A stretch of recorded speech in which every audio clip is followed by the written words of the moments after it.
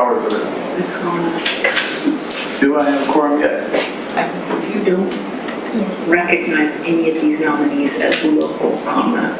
Okay. Oh, people need to mute themselves as well. The folks probably also want to mute your mics as well, because we're about to get started and we're going to be streaming.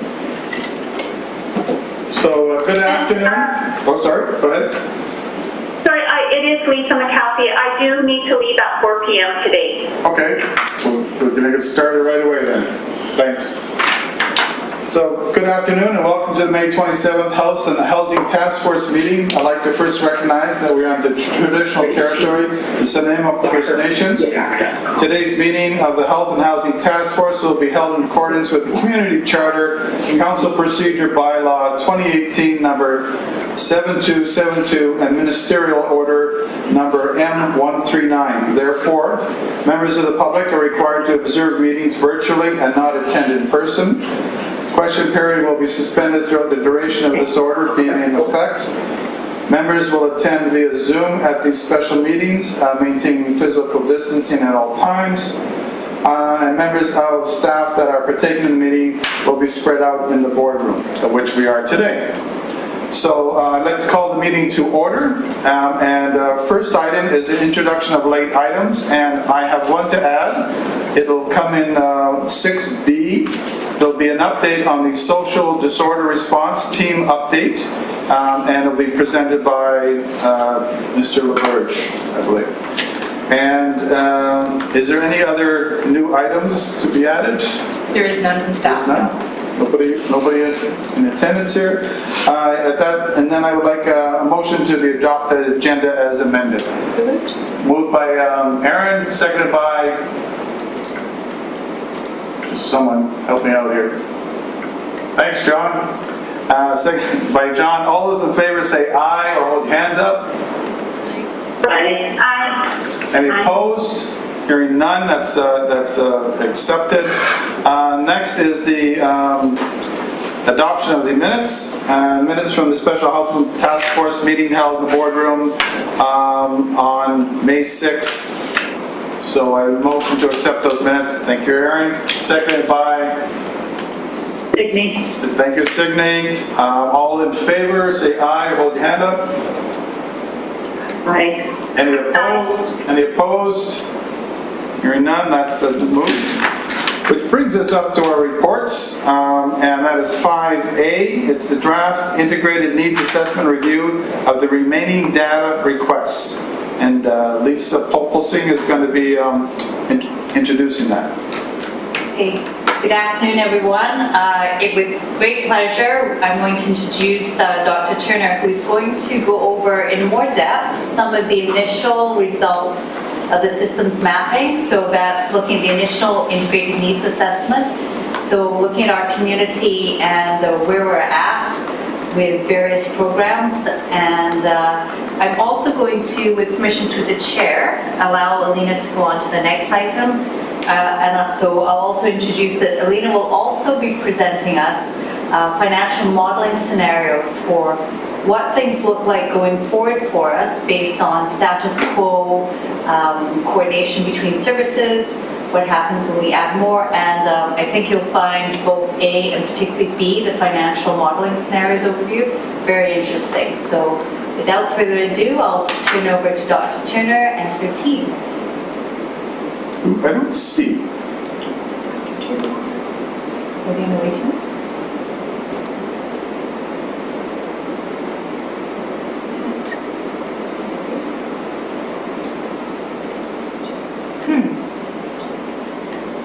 Did we invite her? Yes. Did she confirm? I've had emails from her about agenda items, and she doesn't normally confirm the Zoom, but I sent her to her twice. As well as Mrs. Marcus. Just give us a couple of minutes, everyone. We're trying to figure out. If you wish, Chair, I can maybe go grab Dave LaBerge and get the Yes. Okay, Yeah, that'd be okay. great, thanks. if there's the time. I'm just going to see if we can arrange the agenda items.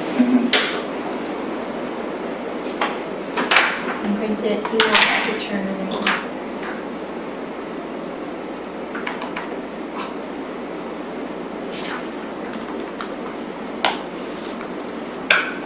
we've got her PowerPoints queued up? I do, Yeah. yeah. So it is ready to go in case. Okay.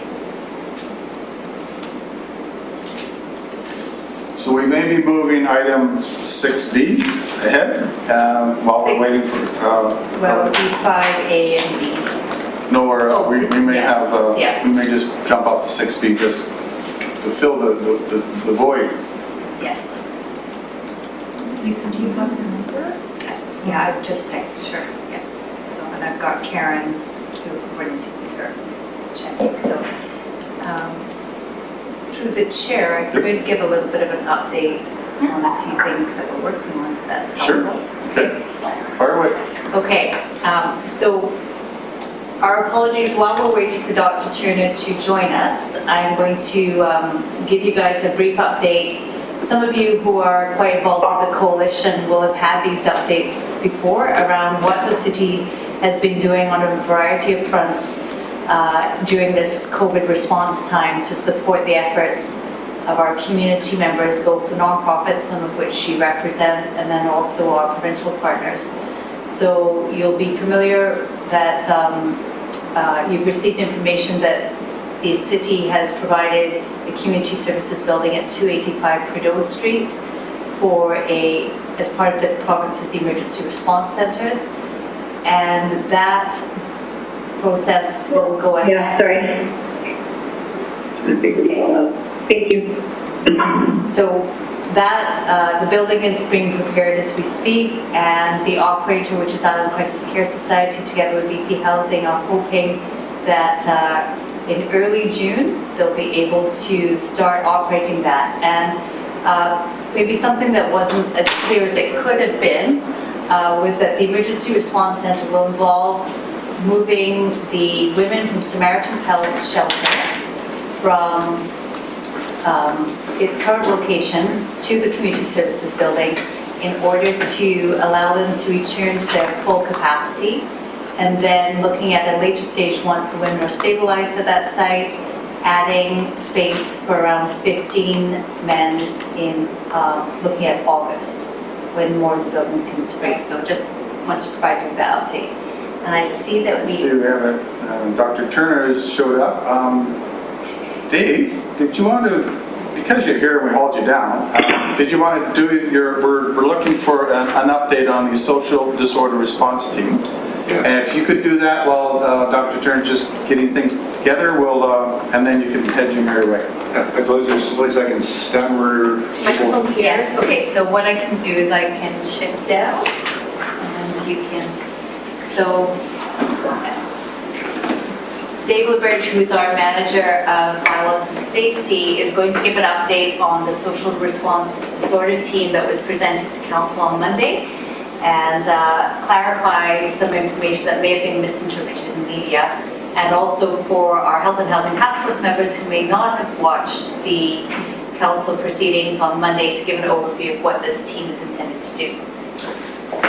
Yeah, thank you very much. It's for the chair. Thanks for the opportunity to get some clarification. So this isn't actually a new concept.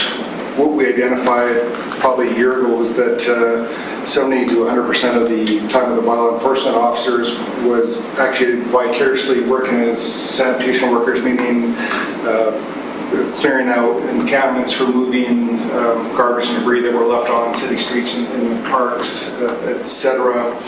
And we kind of reached out to the sanitation department for some assistance or higher service level, at least on the front end, so that rather than having our officers pick items up and then ship them up to the public works yard where they'd be dropping dumpsters to be picked up and handled, get and taken out to the landfill, we were looking for some support in getting some frontline sanitation workers that could actually come and out to the street and do that and kind of get us out of that business. Some additional funding was allocated through Public Works through a lot of 2019, and that enabled them to take 2 seasonal workers and keep them on through the fall and rent a additional truck to do a lot of the hauling, and then it enabled the officers to go back to some of the other enforcement duties. that funding was exhausted, ran out at the end of December. And of course, over that time and with COVID arising, the streets got busier and busier. So the new manager of sanitation, Mr. Dollaran, prepared a report to council asking for that funding for what had been doing through the fall to extend through the 2020 calendar year. And when he drafted the report, he had just moved up from Victoria, and he'd named, I think just for clarity in his mind, he renamed the sanitation service the social disorder response team. We've been calling it the clean team, but there was a kind of a grassroots a community organization that was out doing the same work, calling it the clean team, and there was some confusion in the media on who was doing what. So that was the name that was selected by sanitation just for this new resource that they were providing. And really the objective of it is to provide a higher level of cleanliness, really focusing on the downtown core, but in any public space and parkland. And what we started doing in January and step it up more in March is a really deep, thorough clean of a lot of public streets and plazas, starting at Dana Crawl, 7 o'clock in the morning, working our way through Wesley Street and finishing on Wesley Street. And a lot of these areas are where overnight we find quite a substantial accumulation of encampments.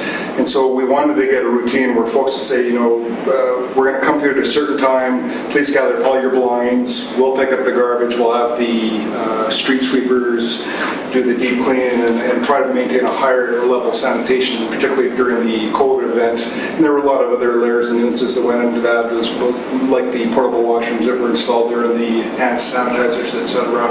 But really that's what it was. It was an objective of doing a deep, thorough clean, and something led by sanitation.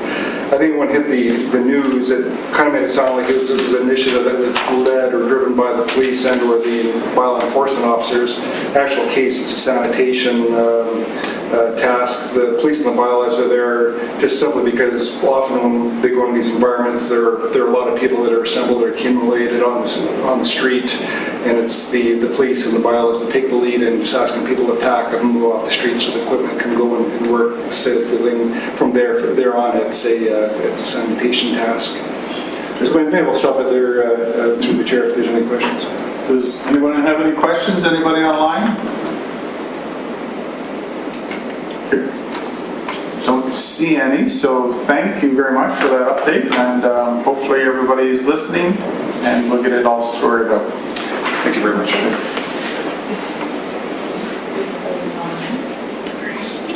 And now I think we're back to 5A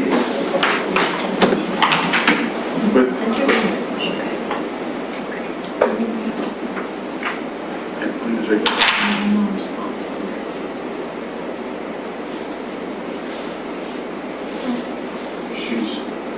Where'd she go? You got her. Dr. Lena's hello. No, That's Anita Blakey. Yes. Sorry guys, we're still waiting for Dr. Turner. Yes. So Karen's just trying to see if she's got difficulty turning up. So she did respond to the ledge invite because she sent her PowerPoint through. Yeah, the same. So it might work that folks have to leave a bit early, but I wonder if we could have a discussion of the correspondence. Yes. That was my next suggestion. Yeah, our apologies. So we're going to now do items, other business 6A. So I just tabled this for discussion, and I'm wondering if Emily Malcolmson could offer any comments. So we understand there's a new funding opportunities are being announced today, and I would just look to Emily Malcolmson to kind of help us understand how we can be best positioned to respond to that and hear from any folks on the call about thoughts. We obviously have a lot of data coming down from our work with Dr. Turner, and so the timing of it works really well, but I did just want to have a discussion about it. There's a new funding envelope available for housing, so open it to there. Sure. Perhaps Sheila, you could chime in for us? Aye. Oh, Hi.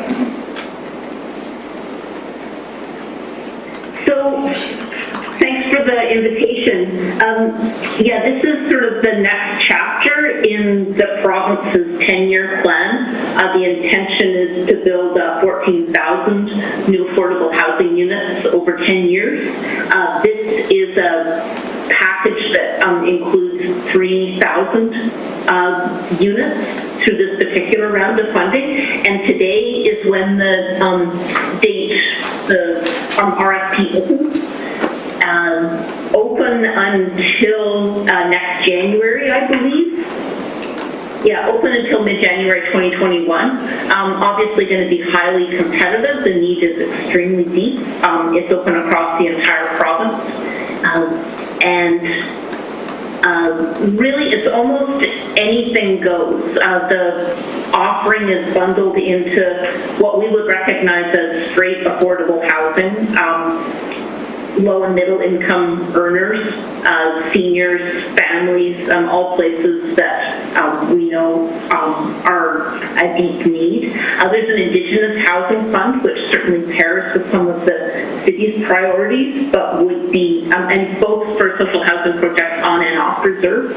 That's a huge thing that the province is doing, actually. It's not just, this is only federal jurisdiction. I think we're the first province to say we're going to step into the field of Indigenous affordable housing, women's transition housing, supportive housing, again, and then there's also the housing hub, which is, I think sometimes it ends up being aimed at higher income earners along the trajectory of renters.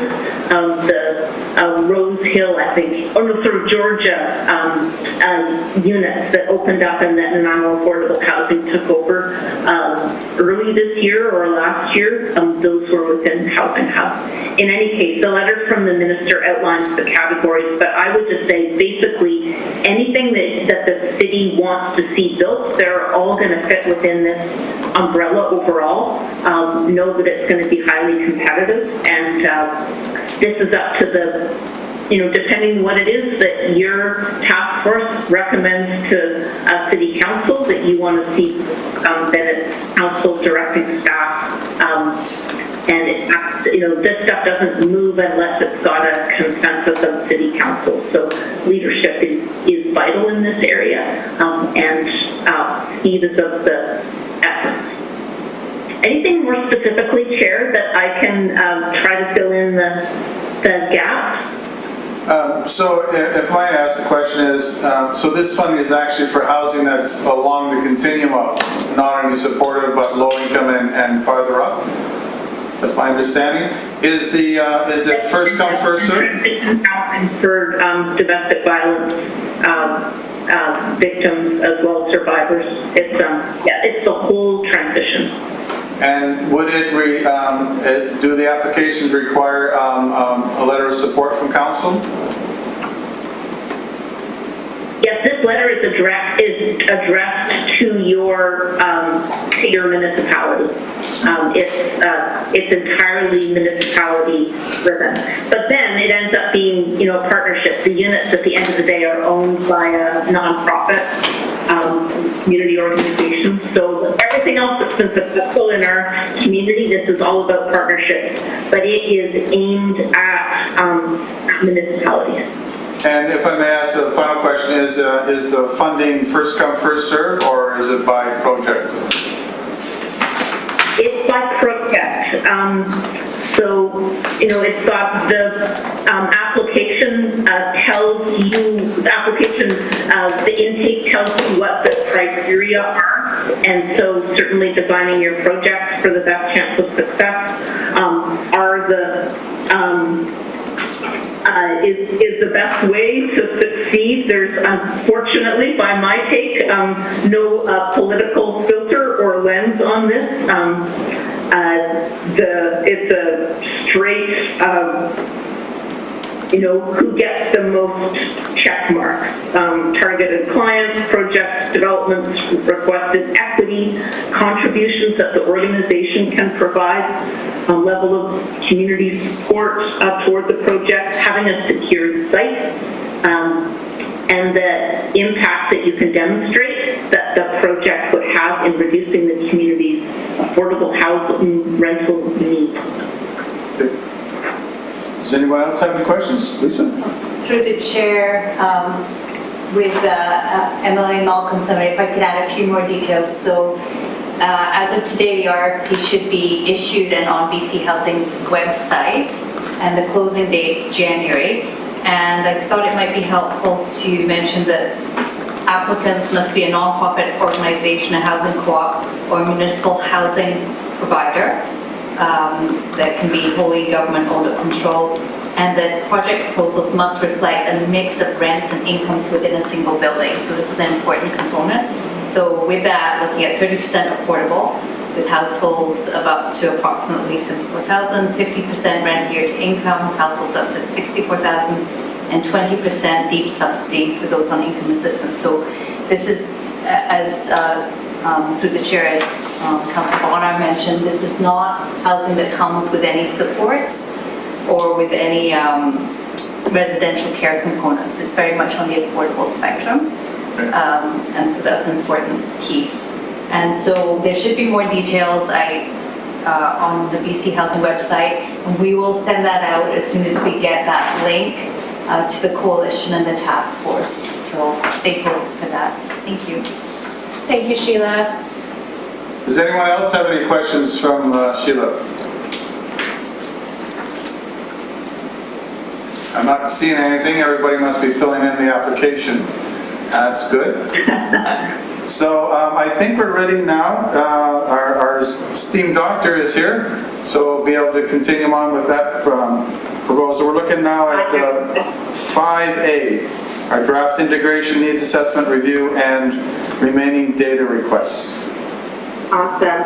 Thanks, everyone, and thanks for the opportunity to give you an update on a couple of items. So, and my apologies, I, for some reason, thought I was on now versus earlier. So thought it would be great to, like I said, give you a bit of a reminder as well. If you're one of the folks that has been asked to provide us feedback on the needs assessment, and you probably received some emails from Chantel to thank you for that feedback. So another reminder that it's due May 30th if there's any additional pieces you'd like to see that haven't been addressed to your satisfaction.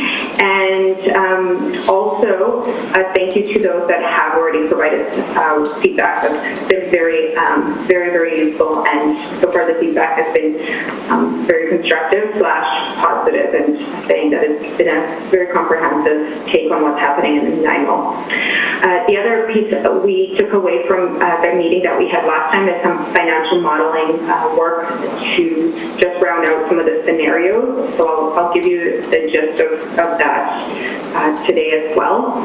I've also been asked to just give you some updates on health seeker data highlights as well, just to understand what the top issues are, and given that the presenter before me talking about domestic violence, that some of this information might support your application as well. And of course, I'm going to do high-level stuff, so if you need more details, then you can get in touch with myself. And lastly, a new piece of information around ecosystem design. And if you don't know what it is, don't worry, I'll explain it shortly. It's just some of the work that the working group has been starting to go down the path on. So actually, before I go to this, on the needs assessment, most of the data requests to various funders on, if you recall, we wanted to have a thorough understanding of the main investments that are occurring in the Nanaimo safety net, and that we can fully understand who the key players are, and then therefore better optimize the system's design, and our recommendations can be much more targeted. So we had a number of requests to various departments. We've received most, if not all, of what we needed, except from two entities. And so one of them is health.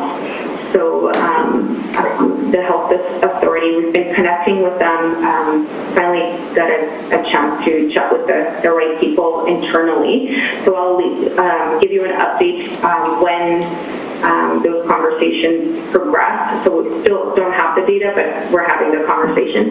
BC Housing, haven't heard back. We've had a number of requests, so we're going to keep asking for those meetings and keep you up to speed as we make progress on that.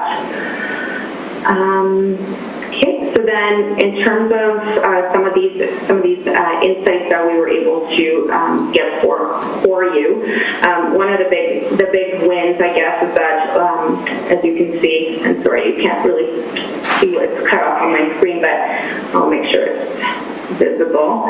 So we had 674 listings that, and initially there was 600 before COVID. We now have 674 listings, and that represents about 3,000 different services in Nanaimo that we've been able to map through the systems mapping project and using the Health Seeker database.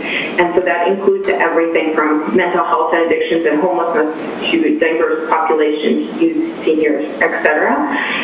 We've also mapped some of the provincial and national helplines and benefits that are available for Nanaimo residents as well. So that when people look, they're not just looking at services, they're looking at some of these other components as well. And thanks to the work of the city staff and United Way, we've been able to generate COVID-specific listings. So there's 115 COVID-specific services that have emerged since COVID in Nanaimo as well. And of course, as you can imagine, there's a whole slate of provincial and national resources, so helplines or benefits that are available to Nanaimo residents, and those are in there as well.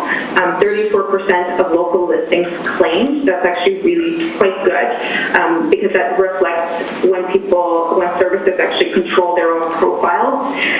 So that's actually really good progress. And again, that's thanks to the city and United Way for taking charge of that marketing effort.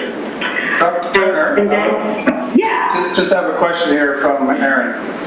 Thanks. Yeah, you bet. Hi, Alina. I'm just confused. The 674 listings represent 3,000 organizations. Did I hear you say that?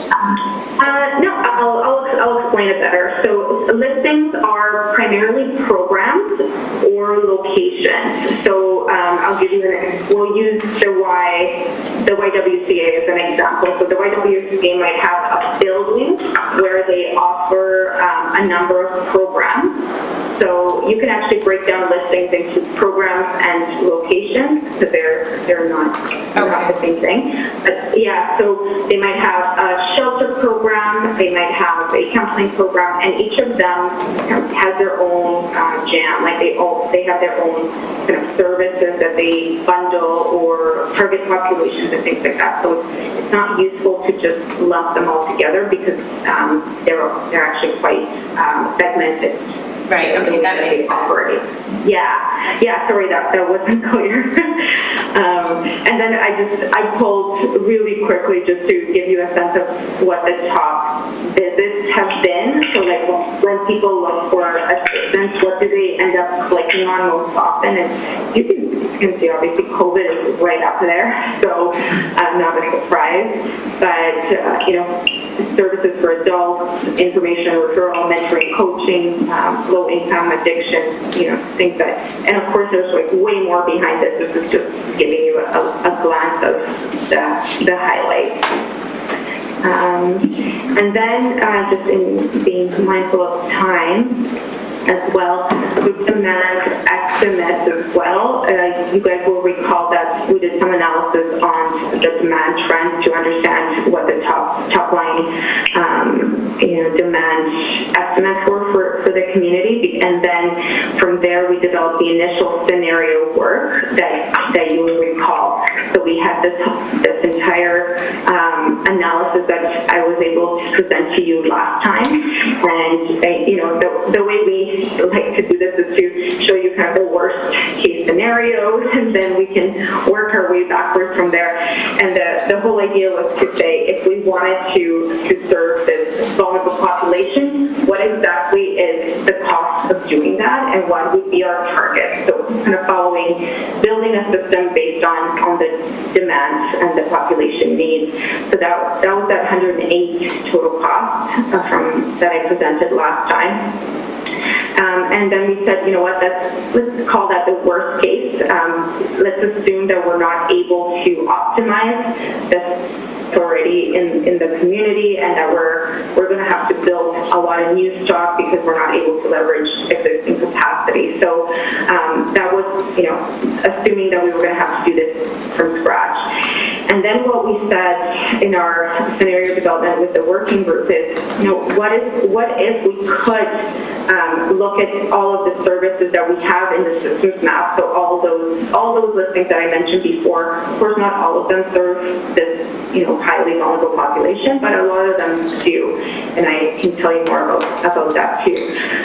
So let's assume we're able to leverage all that and get it integrated and do a coordinated access model where we know we have an ability to match people with the right services, and all those services are you know, running at full speed and have the right staff and appropriate levels of service to meet those needs. And so if we're actually able to tap into all that capacity, you can see here that the costs go down significantly from 108 million over 5 years to 22.7 over 5 years to address that backlog of demand.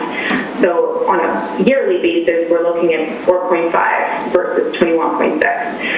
And then we said, well, it might not be realistic that we're going to get everything lined up. Like, so what if we only optimized half of the capacity that we currently have? Like, what would that look like? And that's where, you know, we get this scenario 3, the likely case. And of course, this is just an exercise in understanding like the magnitude of the needs in the community and the capacity in the community to take on this work, because of course what we do with this is it'll help us structure some of our funding up to different levels of government, as well as some options in terms of optimizing what we might have already to make it work in a more integrated fashion, which is another one of the goals of our work together. So those are the 3 scenarios that I promised to bring back to you all today. I think we're probably looking at this one as driving the bus in terms of their recommendations in the report coming out of this work. So that's a piece to keep in the back of your mind as we go through this process, because of course now the question becomes, well, if we're looking at going after $12.5 million plus optimizing what we have, then how are we going to get there? And exactly, you know, $12.5 million per year, that's a lot of cash. So where are we going to get it? Who's going to do it? A reminder, too, that when we ran the numbers for Nanaimo, just to understand the entire spectrum, we were able to get some, but not all. So that's my whole caveat on the social impact audit, because we don't have all of the health money, we have the United Way's money, for instance. You can get access to what the city funds because you're at the table. Until we have the health understanding from health and BC Housing in particular, those are the 2 primary funders of this vulnerable population services. So what we then have to do is kind of not cobble it, but do what we can with the data that we have to give us a sense of what's going on. So one of the data sources that we are able to access is through the Canada Revenue Agency, so to understand what agencies are reporting. So rather than asking the funders, going to the agencies and understanding what the sources of revenue are and how large the revenue is coming into Nanaimo for their social safety net. So what you see here is a breakdown of public charities, which traditionally would include health, education, services, colleges, etc. So that, of course, those take up quite the bulk of that 408 million. And then 104 is sort of more of our traditional charities, so the Salvation Armies, CMHAs, John Howard, those would be non-public because they get their funding from different sources. So, of course, there's tons of information behind all of this as well in the needs assessment report. We were able to then, mine further to understand how much of this funding is likely going to, or we can leverage to look at the population that we're focusing on in this project. So we came up with an estimate of 57, and these are all million. I see there's $57, but okay, there's a million, and missing there. So that's the kind of the big picture. So if we have this 104 million overall in non-public charities and 305 in public charities, so health obviously is a huge partner in this, and between those two buckets there's 57, so about 10% of this whole money coming in on a yearly basis that's out there that we could leverage.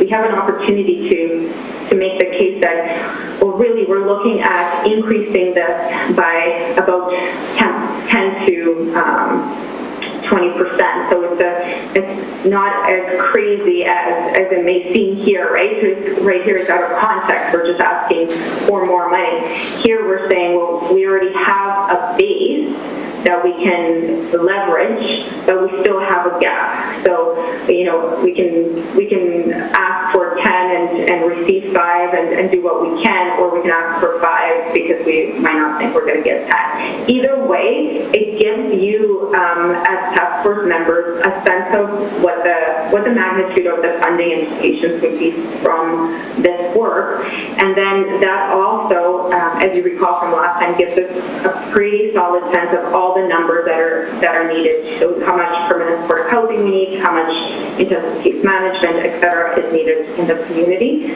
capital and operational apps, because that was part of this work. So, sorry, I'm just going to remind you that we have all of these broken out, so we know exactly what's going to transitional versus affordable housing, etc. So, of course, I'm happy to take questions, but I'll tell you one last piece that we're working on with the committee, with the working group, and we'll bring that back to you as well. As you recall, I said every meeting I'm going to remind us that we talk about implementation, goals, and governance, because we're making our way through the process now, and even with COVID, the work has continued on, and in fact, aspects of it have come to light as being even more important, including some of this work with other government. So this is obviously not homelessness. So I'll be obviously super clear about that. This is a clean energy ecosystem map, and of course it's an illustration of the key components and how clean tech is disrupting the traditional energy sector. But I had used it in our working group as an illustration of where we need to get to as a next step, because we're going to need to start thinking about how, when we say optimize, or when we talk about efficient access or integration of services, all these things are all really nice words, but we need to start drilling down on what this means in day-to-day life.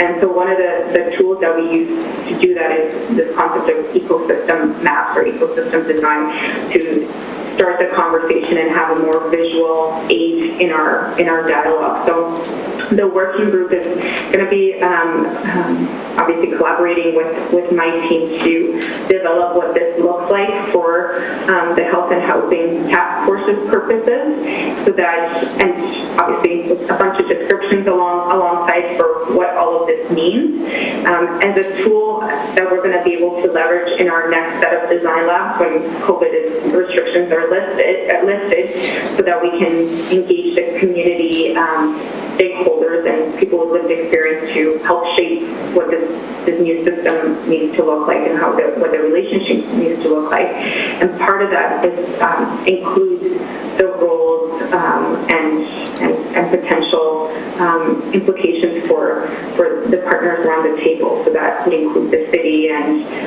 United Way, the province, etc. Because we all, people always say, well, who's going to do this? And the truth is we're all going to have a role to play in it, but we have to go through the process to actually start understanding what the key components of the work are, and then have the conversation about who is the right player to be taking the lead on this, who's going to be the supporter, who's going to be the lead, etc. So a bit of a racing chart would follow from these conversations, and that can help answer some of these tensions that we've had all along about who's going to own this, who's going to be the backbone of this moving forward.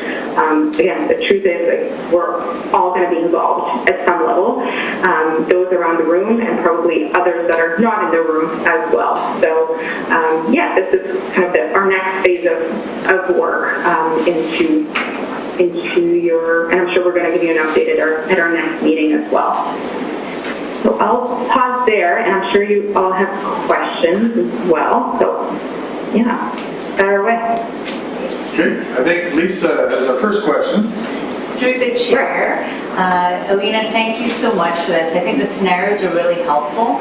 And I'd like to speak to how, particularly when you look between scenario 1, which is almost the status quo with additional supports, and scenario 2, I'm going to ask you if I frame this correctly, but when I look at scenario 2, what that really speaks to me is the importance of, when you say maximizing or optimizing, that we have a huge amount of investment that isn't being coordinated and maximized to meet the need we have. And if we coordinated it better, the resources we currently have would go a lot further to meeting the need. Is that a good way of framing it? It definitely makes the case for integration and collaboration for sure in the sector. And we always, so the short answer is, I think that's a good summary. Of course, there's a whole lot of meat behind that. And again, the trick to this is, integration is not to take away from one group to give to the other, right? Integration is about a seamless experience from the user's perspective, absolutely. But generally when we see coordination happen, when it's done well in implementation, and that's the whole other part of this work we're going to get to, is that, this is all fine and dandy in theory, and coordination can sometimes create the opposite effect. So it has to really be guided by that person-centered approach, and there has to be buy-in between the service providers to do the work. And that's the good news is you have all the big players at the table that are wanting to move in this direction through the coalition, so they can spearhead some of this work, and that's where you see the value come in, because they have all the ideas on how to do this, and they need your support to be able to be creative and innovative, but this gives them the kind of the impetus and the backing that this is the way to go. So, I guess to follow up with that, I'd like to give a nod to the coalition members who've been championing something called coordinated access. And I'm saying this because I know there are people who are watching this live stream who aren't as familiar with the concept of coordinated access. And I'd also like to give a nod to BC Housing, who started bringing in coordinated access for their supportive housing units only, but still that's a big start in terms of really improving a client-centered approach. And then to our coalition who want to expand that across all health and housing services. So even prior to us engaging you, these conversations were being had by our community entity, United Way, Signy, and then different members of the coalition. So I just want to kind of make sure that for the community who may think that this hasn't been considered, this just gives the data that really backs up the need for that coordination and what happens when we can optimize it or when we can partially, like what a difference it makes in terms of the additional funding that is needed. Thank you.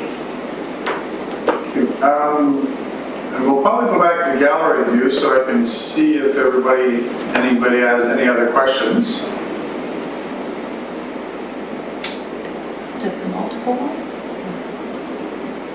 Dawn at Siggy. Hi, Signy, yeah, go ahead. It's not a question, I just, every once in a while in community development work, you get to a place where you actually go, wow, this is a major step forward, just having this kind of overview of the 4 options, getting closer and closer to actually mapping what exists and how the different funders work in our silos versus what could be possible if we integrated more or there was, we moved to that next level of integrating and planning across a couple of provincial and federal funding sources and city roles. So it's not a question, it's just, sometimes it takes a while to get to a place, and a whole lot of folks, I'm echoing what Lisa was saying, a whole lot of folks wanting to change how we operate and serve our homeless population and our community better. And I just want to say I'm excited. So I just put myself on video so you can see me doing the little happy dance. But thank you to the city and to my colleagues.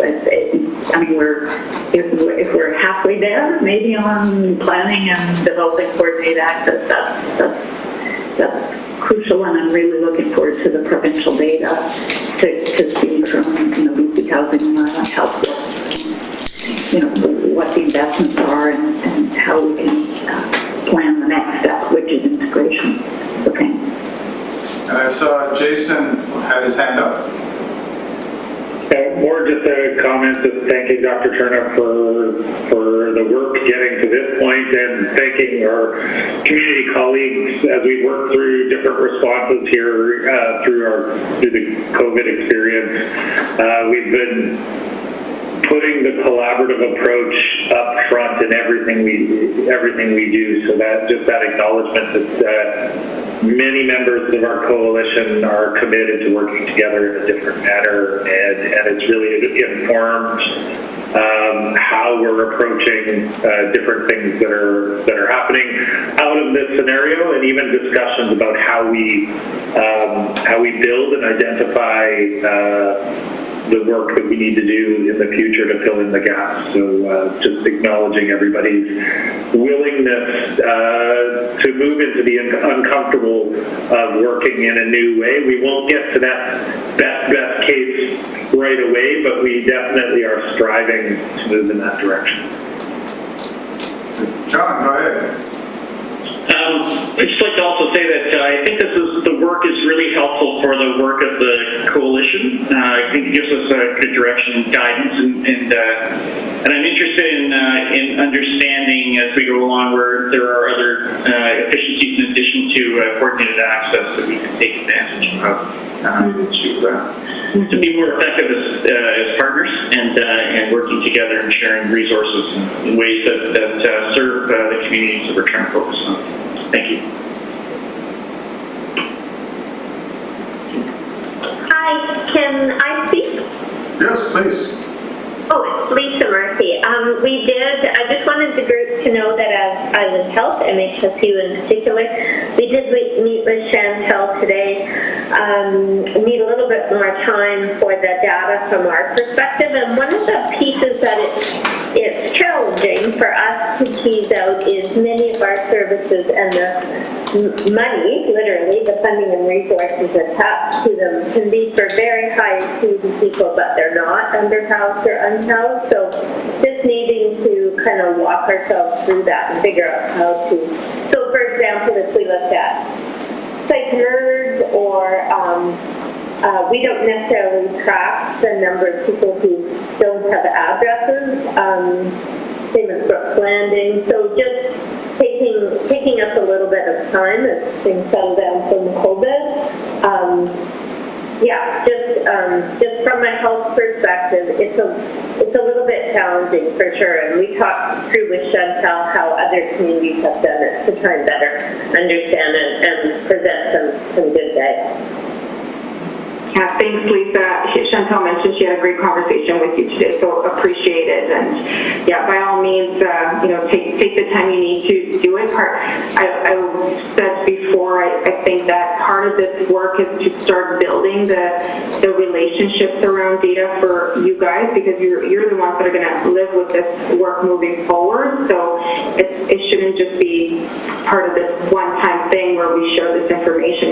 Is there a way that we can systematize this sharing so that we can do systems level planning on a go forward basis? So your grunt work on this is really appreciated, because it's going to set the community up for longer term success. And when they get to implementing, they're going to need that on a go forward basis as well. So much appreciated.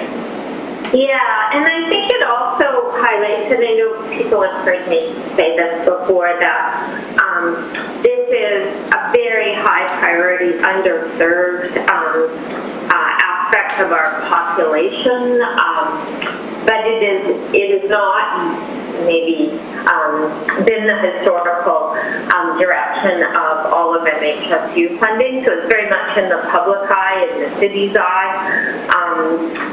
The coalition, this is your work. It sort of highlights the breadth of our work, and that we can't and probably won't pull from case management resources or apps, those kind of things, except where it supports this population without actually harming another population's needs. I know everyone knows that, but I think sometimes this population is visible to us, and we can forget the other hiding needs. Thanks for that. I think Sheila had her hand up. Yeah. Thanks, Chair. I'm coming to this conversation late, but I know I've heard some great anecdotes that might be helpful. This isn't is not affordable housing on the call? No, they're not. Okay, so I'm going to quote them, but this number may not be right. Their supportive housing on Prudhoe, they have a number that says there are 22 residents who were unhoused or inadequately housed leading up to the time that they received that supportive housing. They had something like 1,100 hospital emergency room visits a year, and once they moved in, they had 50 cumulatively. So that isn't the exact number, but if those kind of anecdotes are helpful, then it may be that they're a good way of supplementing the provincial data in a way that allows some extrapolation. And they've got so many units that they're managing, and they are very proud of success stories like that. Yeah, absolutely. Yeah, it would be great to kind of highlight in the final strategy some of the great work happening locally too. So absolutely. And I've connected with their CEO before when I was in town. So I'll definitely tap them for some of that data as we get closer to publishing this in the fall. Thank you. And I have a hand up for Superintendent Cameron Miller. Thank you, Chair. To the Council as a whole, and possibly Dr. Turner. Very interesting ideas. Just one of the questions I have, sort of a timeline. Now, we as the police, we're not experts in this, but the homeless come to us because we built up a level of trust. We are on the streets day in, day out. Right now, we're really the only people on the streets. These people come to us, ask, where do we go? And continue to see new faces. Our homeless population is expanding. What's the plan for this fall? because I'm going to have a number of people on my street, some of who may perish, and this, extended timeline is not what I see the city needing from my point of view. And just how do we help these people in the short term? So is there a plan for the short term, even in the immediate term? Because I keep getting new faces on the street every day. And as I say, they come to us because most of our partners aren't out of the street right now. So whether it's Dr. Turner or anybody else, just looking for some input. Yeah, so a couple of things, and one, to give Jason and John a heads up that I'm going to punt it over to you just because you are on the ground. But we definitely see, and I presented previously when COVID first started to the task force, that there are communities that have dedicated rapid housing forces that are partner up with police and EMS during COVID to do housing into non-traditional housing situations. So they might take over a smaller hotel, like a 40-unit hotel, and they repurpose that during COVID. So obviously you have to respect all those, isolation and health standards. The other one is part of the COVID funding response from the feds gives you some latitude to get money into the community to do some of this work. So those units that I mentioned before that we need, rent subsidies, case management, mental health, all of that. The purpose of it doing this really quickly was so that you guys had a sense of what the demand is, so that you can make a case for some of that money. So, I know Signe and Lisa, as well as probably Aaron and John, are much better suited to speak to some of the advocacy work happening, but that money is on the table. And those communities that I was just chatting with Lethbridge, they rehoused 107 people since March 16. So it's definitely possible. And again, when you've got the coordination, you've got the funding, landlords on board, et cetera, to do that. And just to compare it, they housed, in a community of 100,000, they housed more people than Calgary that housed 87. So it's, if you bring people together and you put that collaborative approach in place and get some of this new money in play, you can definitely make a dent and accelerate progress. But I'll pass it over to my colleagues. Actually, can I just ask a follow-up on that? So the 107 people in Lethbridge, are those people that were housed that were facing rent problems, or were those truly homeless people? They were chronic or episodically homeless. So, awesome, yeah. Thank you. Signe, you have your hand up? Yeah, thanks, Tom. Just to speak to a couple of points that Alina mentioned,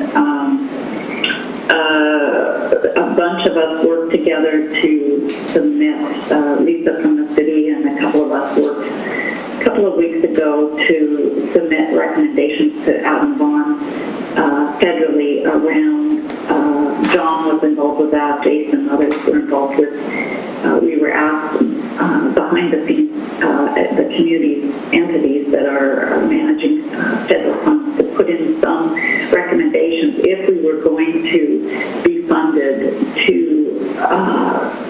move people, support people through COVID into permanent housing. And if the feds were to give those kind of funds available, this program hasn't been announced, it hasn't been developed. That was research they were doing on the ground. We were one of the only mid-sized communities that came forward and made recommendations. We had a couple of proposals, and thanks for the team. I think it's one of those examples where we are, City, United Way, direct service providers, Dr. Turner, all kind of weighed in and went, if this, not then that, so that we could frame that policy and perhaps funding coming from the feds. And then the other piece that the team, various players, the city, and other direct service folks worked on last week was there is federal money, additional federal COVID reaching home funds available, and so we had a week to get together some proposals, both for Couch and from the United Way side. Thanks for the city and others, direct service providers who did get our ask in on Friday by the midnight deadline, and so that focus, Lisa, remind me, because I've been putting in so many proposals, we were really talking more about rent supplements in that case to keep people from, more people from being, facing homelessness. That was the one portion of it, Lisa, gapping on the second part because of, so anyways, I just wanted to say there were, you know, from our side, we've been working quickly and collaboratively with the folks in the task force and the coalition to shape whatever federal funding can come down the pipe. And Alina, you're dead right. Like, I think we've got to use, and I hate to use that, I haven't even used that phrase, but COVID's a crisis, but I think it's an opportunity to excel getting people into housing. Go ahead, John. Just in response to Superintendent Miller's question, too, in response to that, we, as Sigmund said, we've been working in a very collaborative way. We house people in scattered site housing through the John Howard Society, and we have a team that's ready, willing, and able. But it really comes down to being resourced to be able to access additional housing units, and that so we look forward to opportunities and partnerships, and are able to move very quickly on them. We have a couple of examples this past week where we've been moving quite quickly on working with our partners on Health and BC Housing. So there are we certainly are equipped to be able to respond quickly, and I think it does take sort of a team approach to make that happen. So just a quick comment on that. Councillor Bonner, it's Heidi from BC Housing. I'm sorry, I'm on a cell phone, so not able to put up my hand. May I provide an update from BC Housing? Please do. Thank you. So with regard to the data request, I know that it is in the works. Along with Island Health, it does take us time to compile that data, but our research department has confirmed it is forthcoming.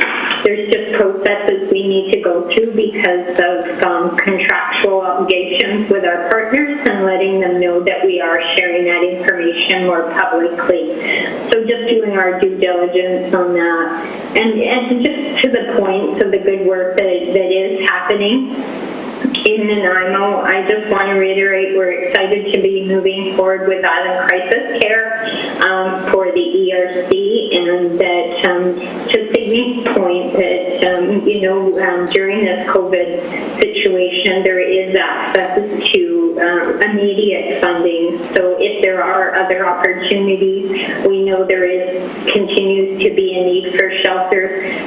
I encourage community partners, nonprofits to bring forward opportunities for additional shelter beds or expansion of programs to get people inside.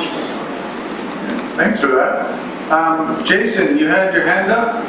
Did you want to say something? I was just sort of backing up and reiterating what John was saying there, that I think many of the agencies in our community that are part of the coalition, we're talking regularly about these topics, both the long-term housing, but like Superintendent Miller, concerned about the fall, concerned about what's happening there. It's great to hear that we have potentially other opportunities through BC Housing, but I would say those of us in the community that provide these services are ready, willing, and able to take on some of these challenges, but it's really important. Obviously, we have to find locations, funding, and the political and municipal support to do these things that are difficult and sometimes, most often, contentious, that we all have to be on the same page, that the superintendent of the RCMP is in our area is saying, what are we doing? We need to do something in the short term. So what can we come up with together that meets the needs of the folks that are living out there in our community that are very, very visible at the moment. Could I ask a question then? What does the municipal support look like to you?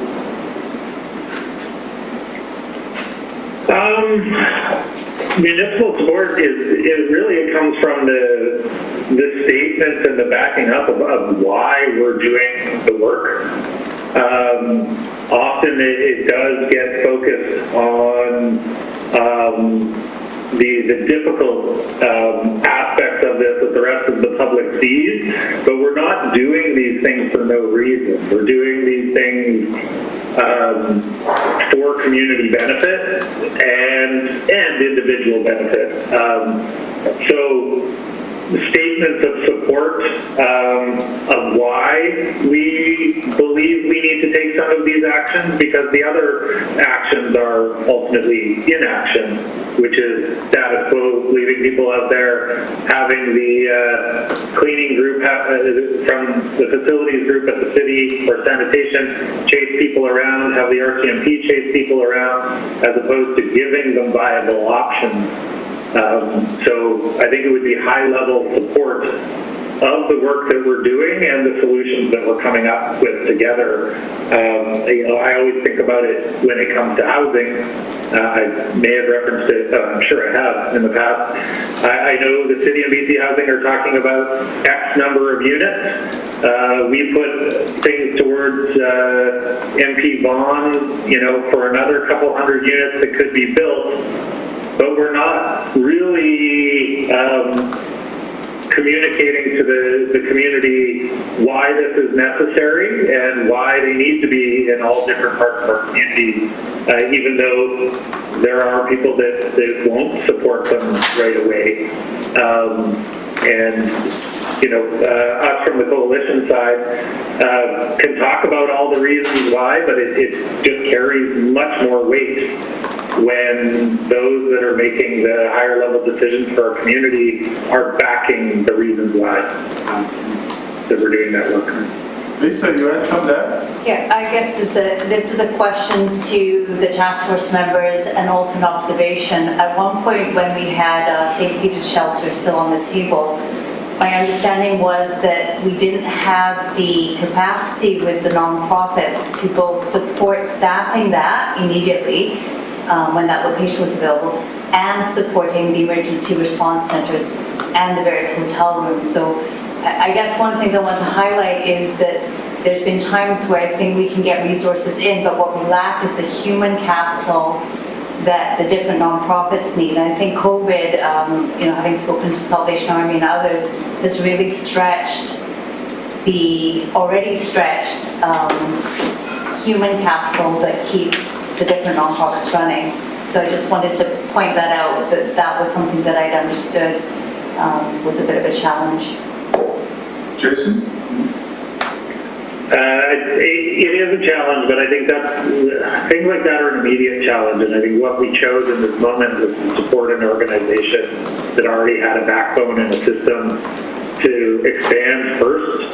I'm happy that the St. Peter's piece is still on the table, both as a location and possible funding from BC Housing, and it is a commitment of ours that we are circling back to that as we're moving forward to opening this resource, focusing on another. When we have lead-up time, we can find staffing to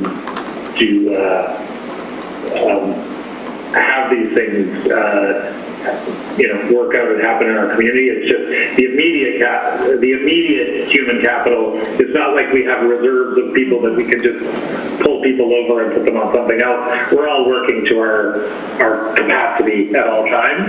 But just like if we built another housing location, we would find another 15 or 20 people to work at that location.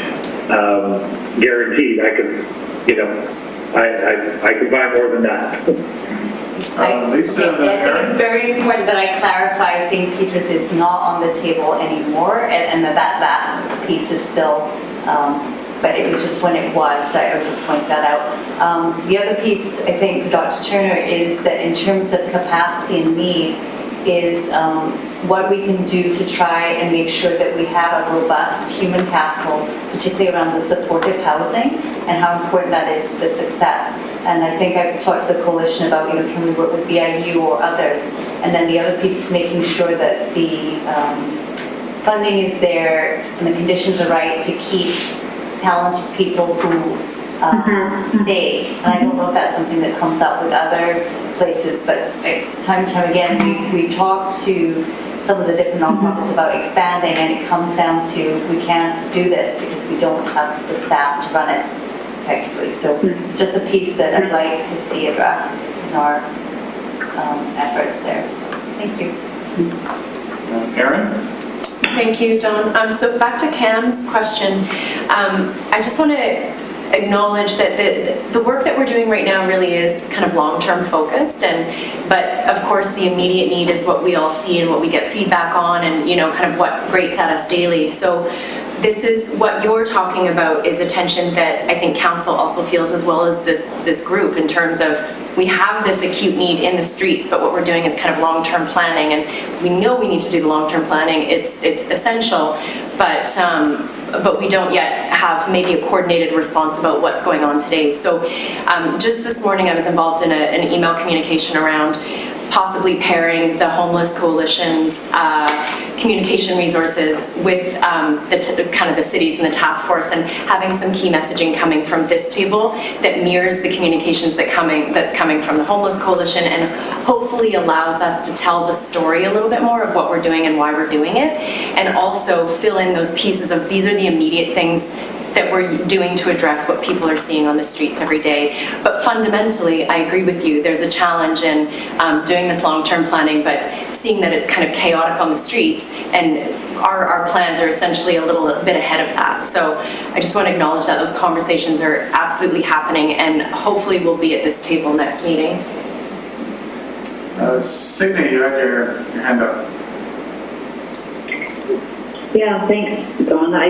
Your question was what is the city's role? Was that, or what did we think the city's role was?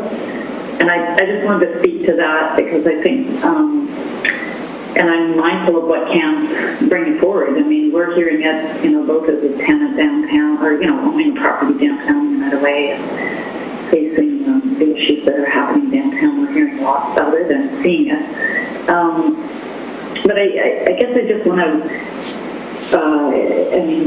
the folks I work with and we work with at the city know all of this. I'm not saying anything you don't know, but when you look at the coalition, there's many service providers who all have their own mission and mandate, and that they direct and run. And then we have some funding, federal funding, that flows through the coalition and is invested through the CAB and the CE. But for us to agree on a plan for the whole community, and for multiple funders, BC Housing, Island Health, federal funding, which is a small part of it, United Way dollars, other funders, to have a plan and for us to align our funding in and driving what Alina's slide was, which is a more efficient system, serving more people, addressing Cam's concerns that his folks see every day.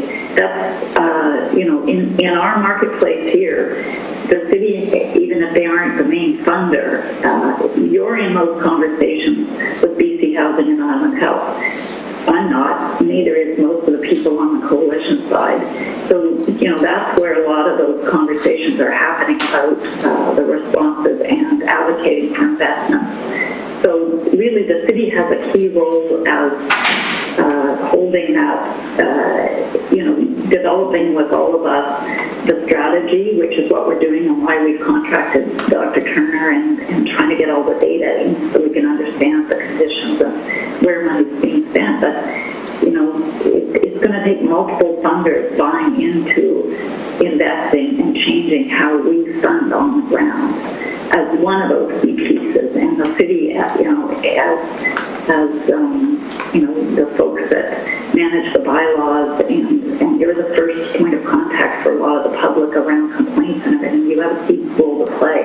And I think that's what many on the coalition and the frontline service providers are looking to come out of this task force is a real definition of what the city's role will be, not to fund everything, but to curate these solutions and drive what we've agreed to as our direction to better invest and get the maximum amount of dollars to our community that are available. As Sheila has mentioned, new funds come up.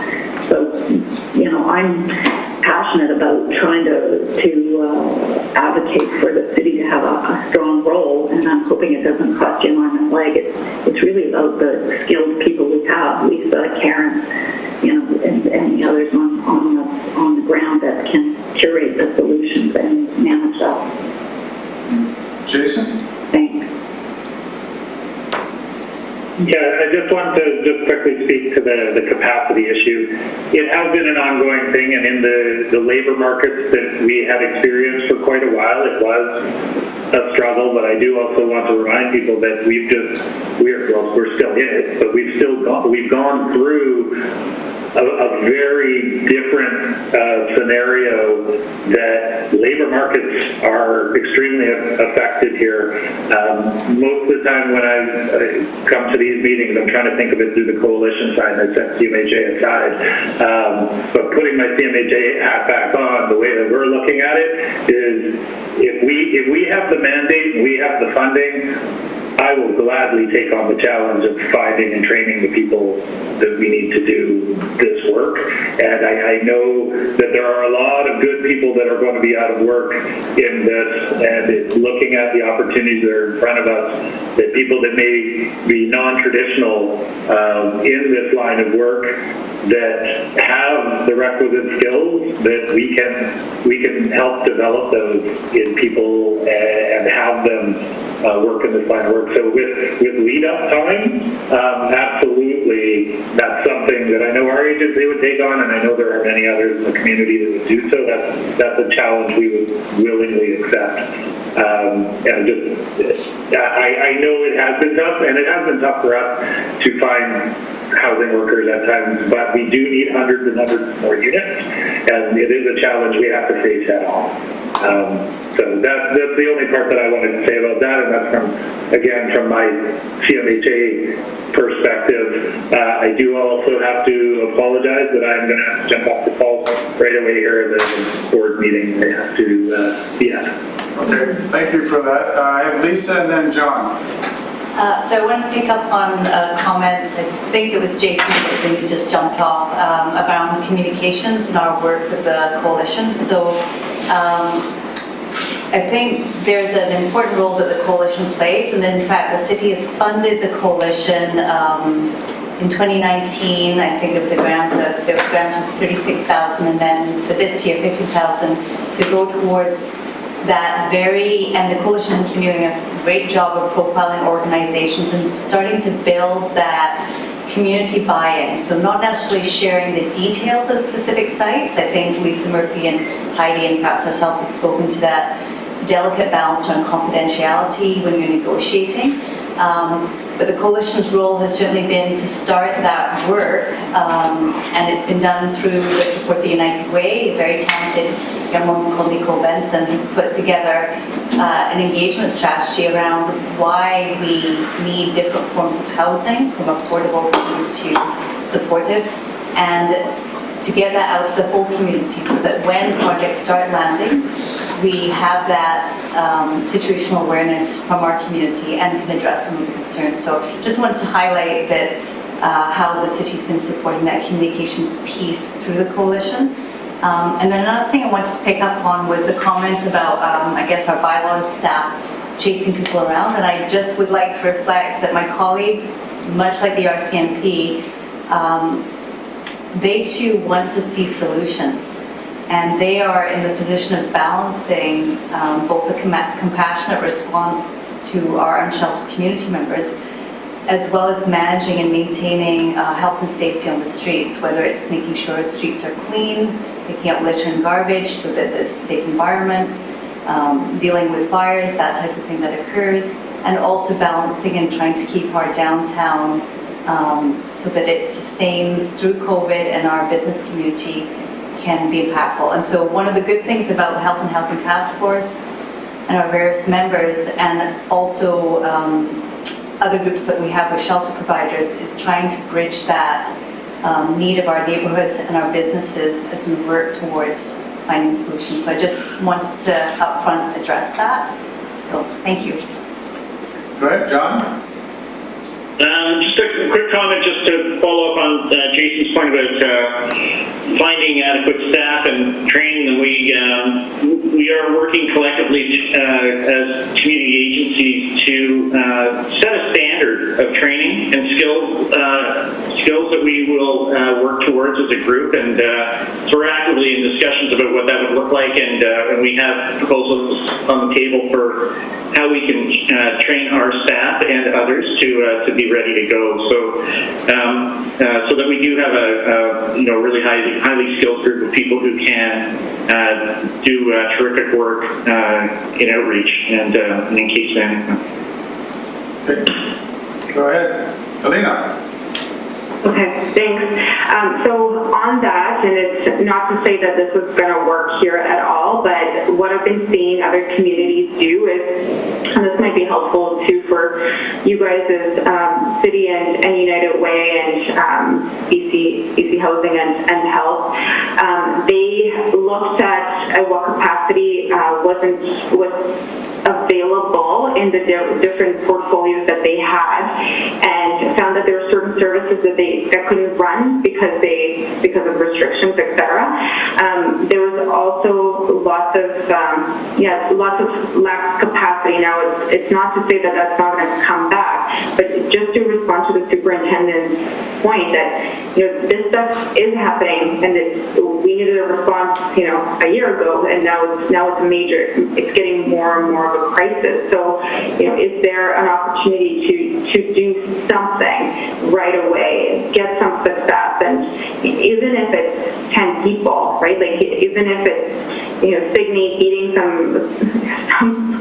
some doors down from her major donors to get some rent subsidies, and is it each organization, can you spare one staff that reshuffle certain things and get at least maybe like 2 case managers together that can carry a 10-to-1 caseload? That's 20 people, so it doesn't have to be big, right? But we can do stuff now that can set us up for the longer term piece, and I would just encourage people to think like, for what we can do today.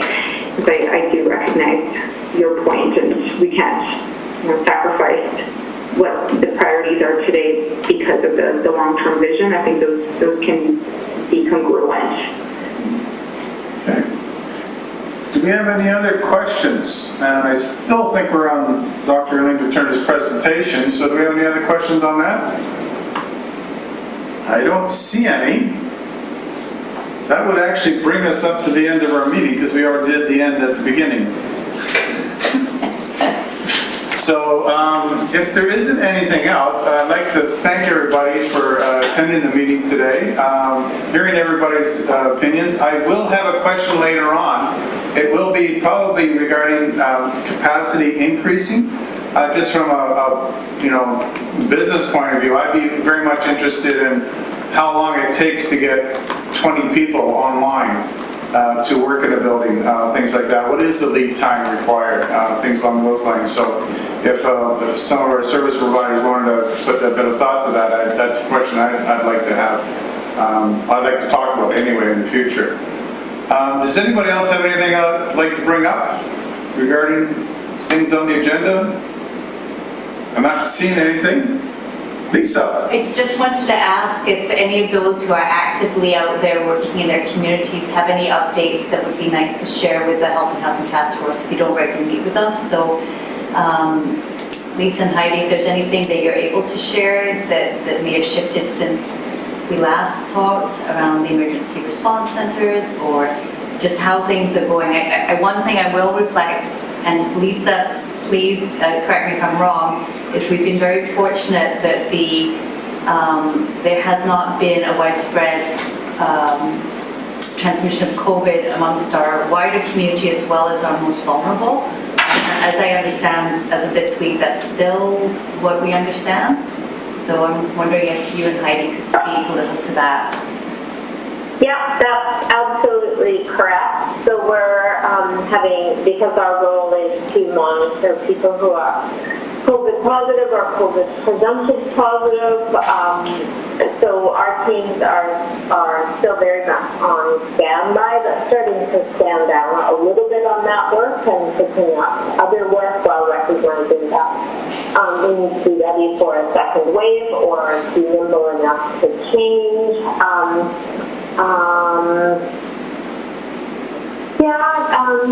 I don't think I have anything to add beyond that. We've been able to manage well with services and small amounts of accommodation because it's been actually more than what is required. But we are seeing a surge of people with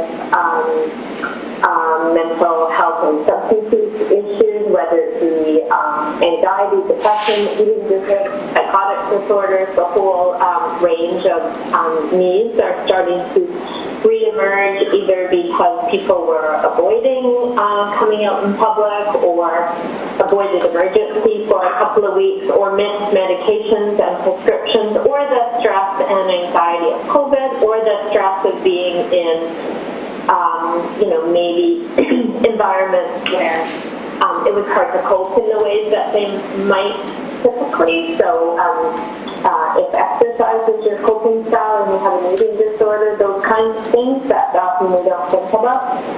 The one thing that did come my way today, and Lisa, you noticed, was concerns about the, I think it's called the social disorder, public disorder response team, and our teams would really appreciate hearing more about that and how it affects systems from a trauma-informed perspective, etc. So that was what that I committed to the team to bring to this group today. Great, thanks. Go ahead, Lisa. Briefly, Lisa, I'm not sure if you were able to dial in time to hear Dave LaBerge's update on that, but we can phone and chat with you later.